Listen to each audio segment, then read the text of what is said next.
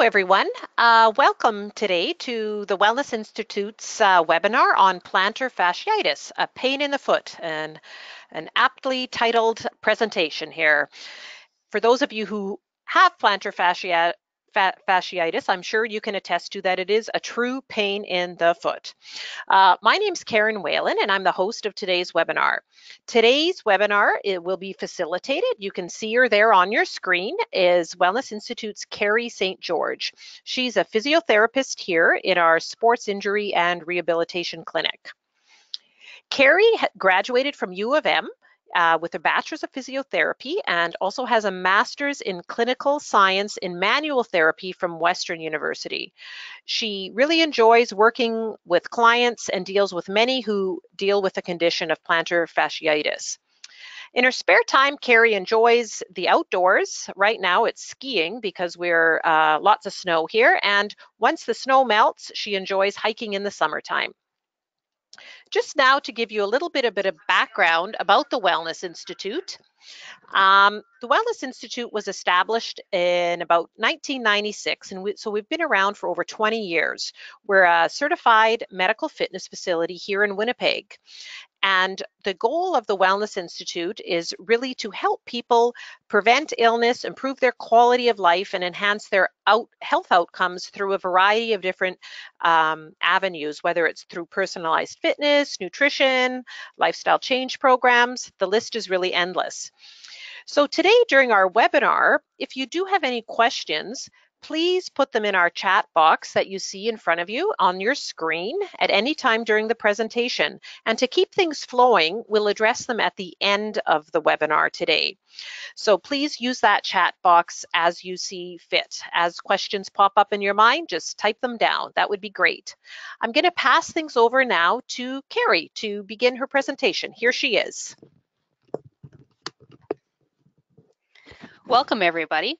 So my name is Kerry St. George. I'm a physiotherapist, as Karen said, and today we're going to be talking about plantar fasciitis, as I aptly named a pain in the foot, because it is a foot pain.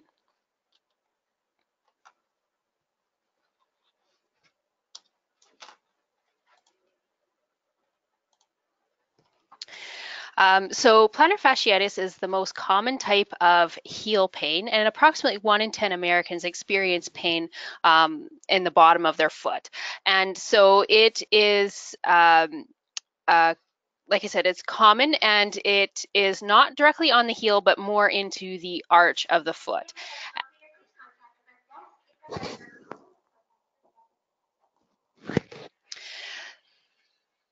So a little bit of anatomy behind the plantar fascia. So the plantar fascia is a band in the bottom of your foot in the arch, and it attaches from the heel bone into all your individual toes, just as it says right here. And this is our heel bone.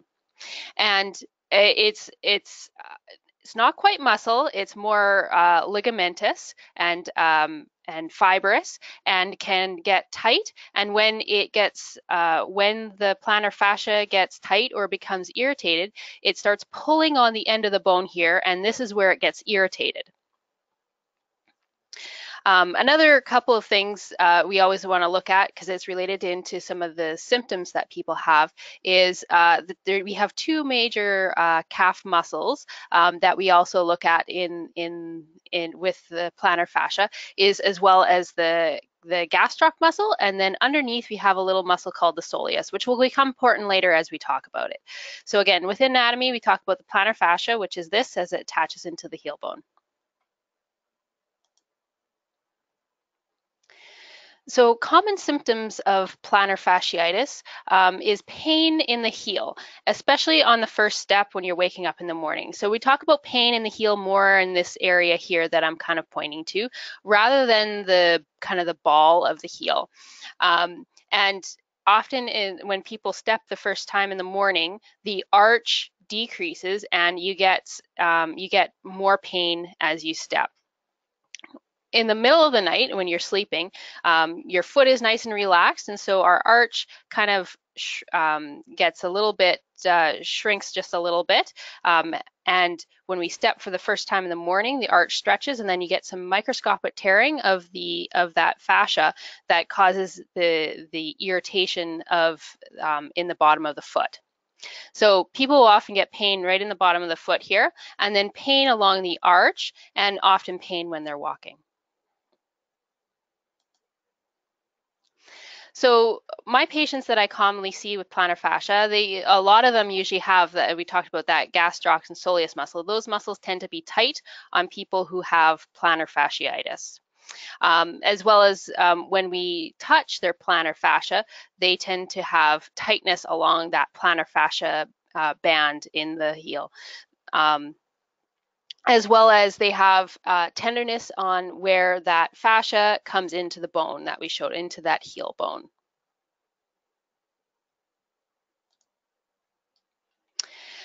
So another common question people often say with plantar fascia is, I have a heel spur. Is it related to heel spurs? And heel spurs are calcium deposits. It's just extra little bit of bone in the heel area that take years and years to develop. And they've actually found in various studies that approximately only 50% of people who have heel spurs on x-ray actually have foot pain. I'm sure a lot of people will have, and like I said, heel spurs predate usually predate any of the pain that you have. So we often say they're not related. They used to do surgeries and stuff like that to help with the plantar fascia, but they found that it actually didn't help anything. So if you have an x-ray and you do have heel spurs, it's often incidental findings, and we look at other things that might be causing some of your heel pain.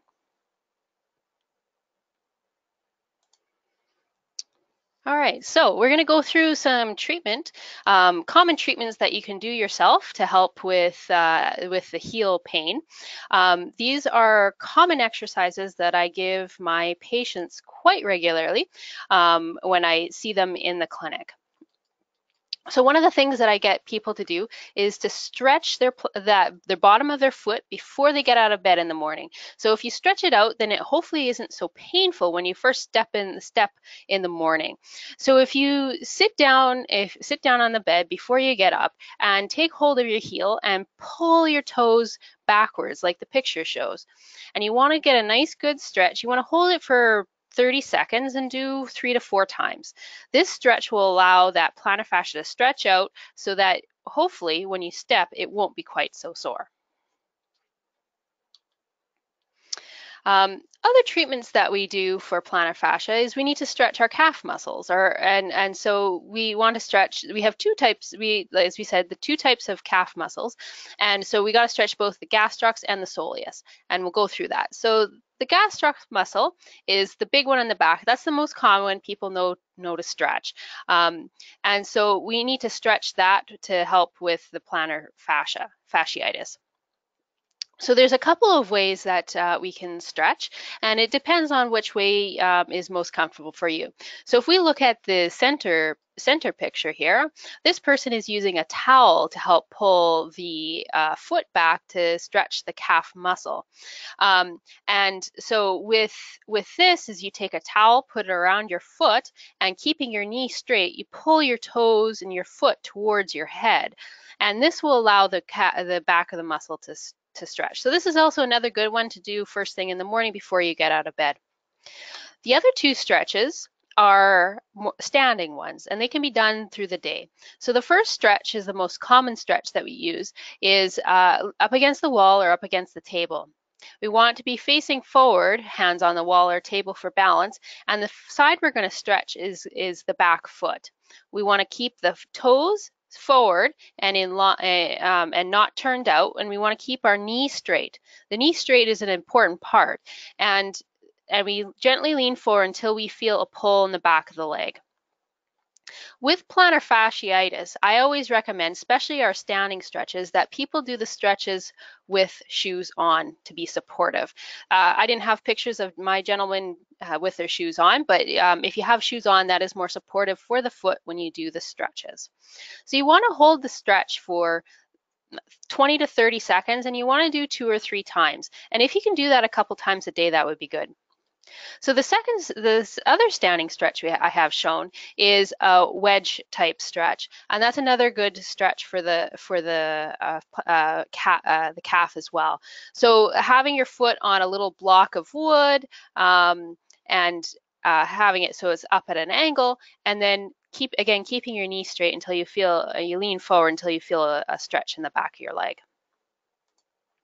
So the second stretch is the soleus muscle. So that soleus muscle is behind the gastroc muscle, and we stretch it slightly differently because it has different points of attachment in our knee and ankle.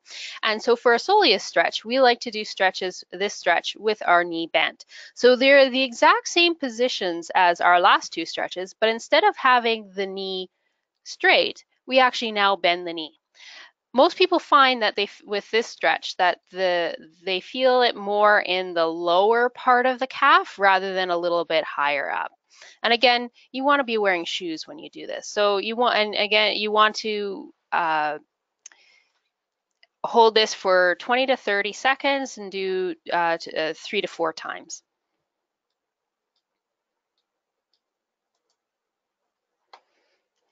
Another common treatment I get my patients to do when they come and see me for plantar fasciitis is do some ice massage. So what I get people to do is to fill up a 500 ml pop bottle full of water and freeze it. And then once it's frozen, you can take it out of the freezer and put it on the floor, and you rub your foot back and forth on the bottle. This gives you ices it, which can help with inflammation, as well as you can also get some massage in there to help break up anything that's helping stick down that plantar fasciitis, to just get some of that tightness out of it.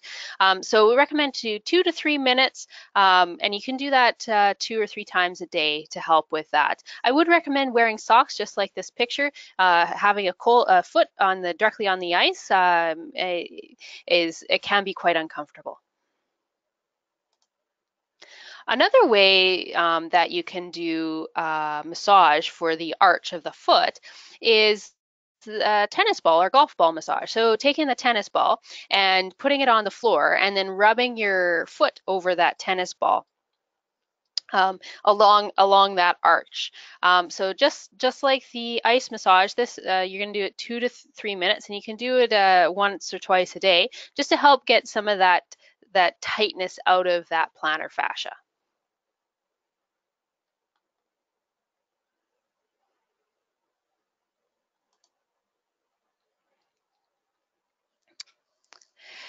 In doing preparation for this presentation and doing looking at the current research, one of the things that is recommended for people with plantar fascia is to use splints at night. So there's various different types of foot splints, and so the one on the white one on this one is the most common type, and then the other two. So what happens is you wear this big sock, and there's a piece of cloth that comes up and attaches around your calf, and so it pulls the foot and the toe back, allowing it to stretch overnight. When we sleep, our normal position of our feet tend to be in more of a downwards position, and that causes the arch to get a little bit smaller. And then when we step first thing in the morning, our arch gets a little bit, elongates a little bit, and you get more pain. So wearing a splint at night will keep that foot up into a more neutral position, allowing that arch to take a more neutral position. And so when you step first thing in the morning, it can help with decreasing pain. So the recommendation for the wearing night splints is usually a 1 to 3 month program of wearing various different wearing a night splint. So like I said, the more common one is this sock one, but there's also ones that go on the front of the foot that don't allow that foot to go down. They can be bought at various health supply stores.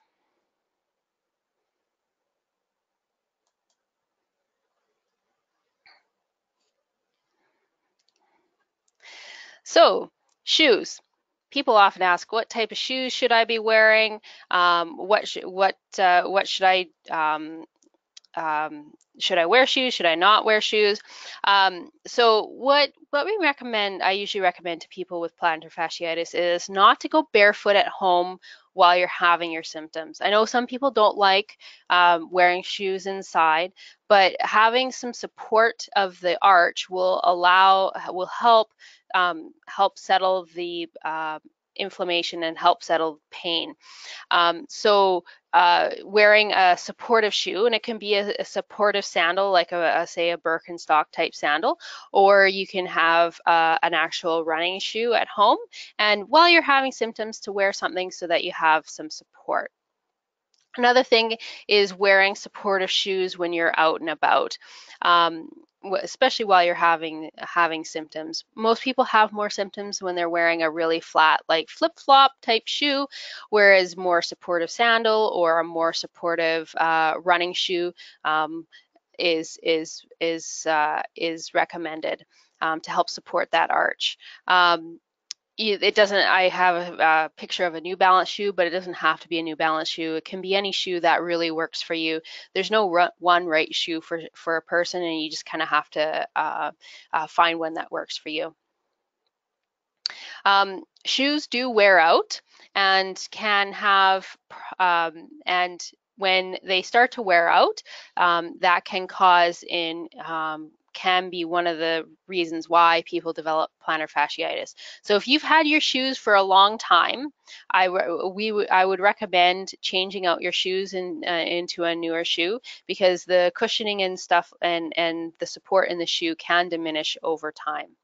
And this picture up in the top is an extreme example of a shoe that you wouldn't want to wear. Another thing that it can be recommended for people with plantar fasciitis is an orthotic. An orthotic helps support the arch, and when the arch doesn't collapse as much, it can help decrease the strain on that plantar fascia.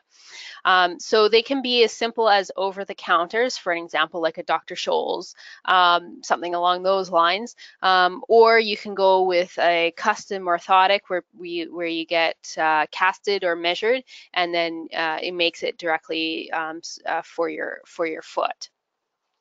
So those are other recommendations for people with plantar fasciitis as well.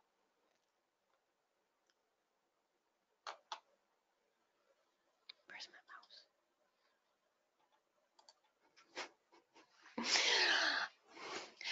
So I talked a little bit about things that were going directly on with the plantar fasciitis, but just so you guys know, there are often many different causes of heel pain, and they should all be looked at as well, especially if some of the things that you're doing, like the stretching and the ice massage and that kind of stuff, aren't necessarily helping you as much. There are different causes of heel pain, and again, it should be looked at by a health professional. So you can have referral from the nerves or from the back or the foot that can cause heel pain. Stiffness in the back, nerve compression or irritation in the back can cause pain in the feet, as well as we do have nerves in the feet that can directly cause pain in the foot. And so as you can, it's not necessarily the clearest picture, but there's kind of these branches in through here. And as you can see, this is where the insertion is of that, where it comes into on that bone, and that nerve's directly over there. So if that nerve's a little irritated, that might be causing some of your pain. And so we'd have to address getting that nerve to settle down to have to help settle the foot down. People often, I have had a few people come in that they say they have plantar fasciitis, but they've actually had pain in the back of their foot along and kind of in through this area here. And that's often a different thing. That is not quite plantar fasciitis, because plantar fasciitis is more into the arch, whereas in the back here, that has to more do with the Achilles tendon.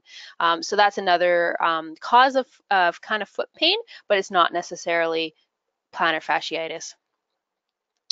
Another cause of heel pain is called a heel fat pad syndrome. So we have in our heel, of course, that heel bone, and it would be quite hard to walk on if there wasn't some cushioning. And so we have what we call a fat pad. So it's just fatty tissue that gets over the bone that helps with shock absorption and cushion for that heel bone. And sometimes that can get thinned out. And so often people will get pain right on the bone. They're not tender along where that plantar fascia inserts, but they're tender right on the bone. And so that's more of a fat pad syndrome than a plantar fasciitis.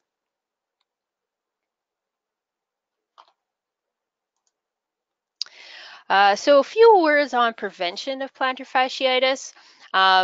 So we recommend, for people to stretch their calf muscles, both the gastrocs and the soleus, like we talked about before, and changing your shoes when they wear out.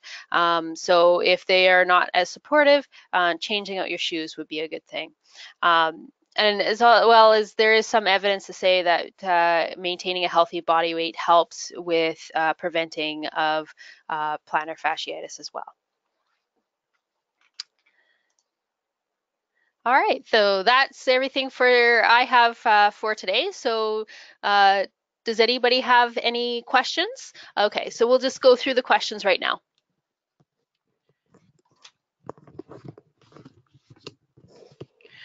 Okay, a lot of questions are coming in here. As you can see, we have a slide of how happy we want your feet to be. First question for Kerry is are some people more prone to plantar fasciitis than others? Is it something that's genetic?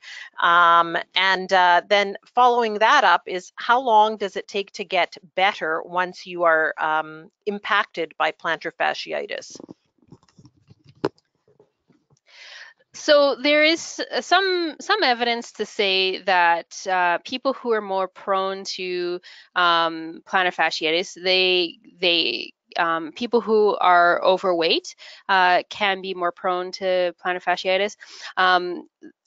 Often runners can be prone to plantar fasciitis, but I don't think it's necessarily a discriminatory thing. I think it'll happen.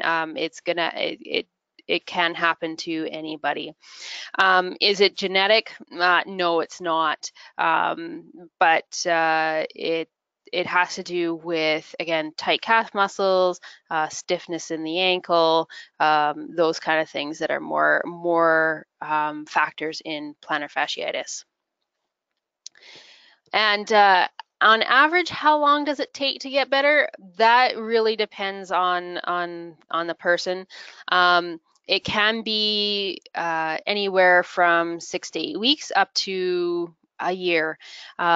So it will get better. The year is often when people don't go see a health professional, and they try to do stuff on their own. Going in to see a physiotherapist or an athletic therapist or a chiropractor to help deal with maybe some of the stiffness or some of the muscle issues that are going on can help with that. And of course, the more diligent you are with your exercises, the more likely to help. If you do it once in a while, you're not going to get benefit out of it doing it daily. So it's a little bit of a range, and it kind of depends on the person.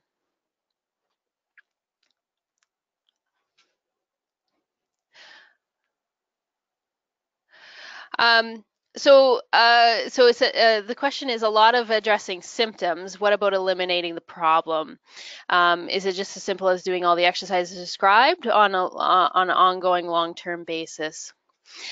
So addressing the symptoms and eliminating the problem is kind of the same thing. So when people have with the symptoms, when you're step down first thing in the morning, it's quite sore. So we stretch it out in the morning. That will help in the long-term elimination, because if things can remain tight, then it's always going to be an issue. So when things loosen up, you should get less symptoms. So they are kind of one and the same thing. Over time, like the stretching, if people have tight calf muscles, to help get rid of the symptoms, to help address the symptoms, is we need to stretch the calf muscles, and that will in time help eliminate the problem. And doing the exercises is a big thing to help with like the massage and the stretching, and the footwear will help, but it's obviously not as simple as just the exercises, because there's so many different factors involved with it. And if you're struggling with plantar fasciitis, I do recommend seeing a healthcare professional, to address maybe some of the other things, maybe other things that are going on. Like I described, maybe there's some irritation of some of the nerve, or you have some stiffness, or there's other things going on that will need to that maybe need to address to help with the issue. But doing the exercises will certainly help. Does the wellness make orthotics? Yes, we do make orthotics at the wellness. We do castings of the feet. We take a look at the feet and examine them, and then we do a casting, and that gets made by a company out of Vancouver called Paris Orthotics, and that's the company we use. Can it come back after stopping exercises? Uh, that's a tricky question. Yes and no. It may over time. There's no, sometimes there's no rhyme or reason why it comes, and it can be like a change in activity. It can be stiffness. There's many factors involved with that, and sorry, this is not a great answer, because theoretically, yes, it could come back, but there's no way to tell. Maybe it'll come back right away. Maybe it'll come back 2 years from now, and maybe it'll never come back. We just don't know. You kind of do your best. So if it's come back, what I would recommend that just continue with your exercises. I have a little saying that I give my patients is I have to, you have to do your exercises enough to keep your problem areas from being problems. And so if your plantar fascia is your problem area, you might have to continue doing it, but it doesn't have to be daily, but it should be a couple times a week to continue with it. It's not a bad thing to keep to stretch your calf muscles, because that's always a good thing no matter what. Can you have heel spurs removed?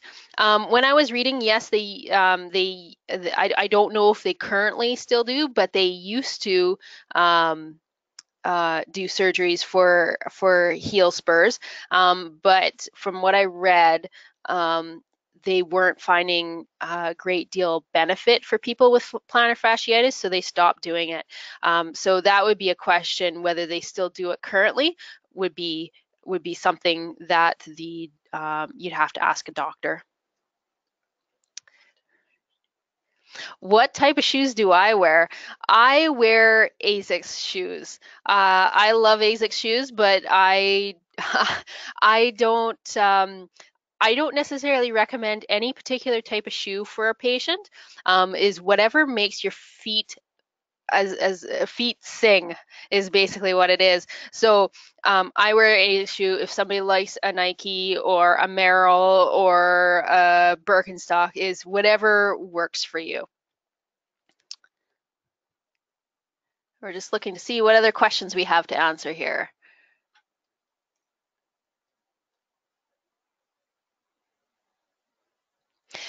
So it says, what are the orthotics at the wellness? How do they make them? Like a biomechanical assessment gait analysis, a 3D dimensional cast.